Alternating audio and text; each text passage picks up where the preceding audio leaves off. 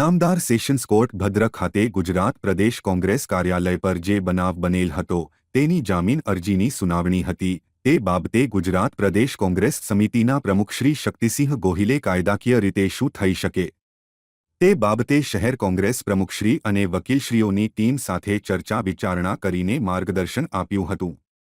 તેમાં શહેર પ્રમુખ શ્રી હિંમતસિંહ પટેલ અને અન્ય આગેવાનો હાજર રહી કોંગ્રેસના જે કાર્યકરની ધરપકડ કરી છે તેમના પરિવાર સાથે મુલાકાત કરેલ અને ગુજરાત કોંગ્રેસ અને શહેર કોંગ્રેસની legal team senior advocate ગુલાબખાન Pathan Kalpeshbhai Patel મનીષાબેન પરીખ ભાવેશભાઈ બારોટ મુબીન કાદરી ઉપસ્થિત રહ્યા હતા એલિસબ્રિજ પોલીસ મથકે ભારતીય ન્યાય સંહિતાની કલમ 189 2 191 2 190 191 3 125 બી 121 1 અને 121 મુજબ ફરિયાદ નોંધાઈ હતી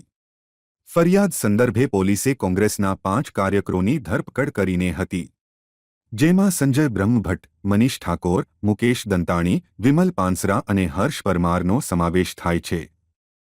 હવે હાઈકોર્ટના દ્વારે કોંગ્રેસ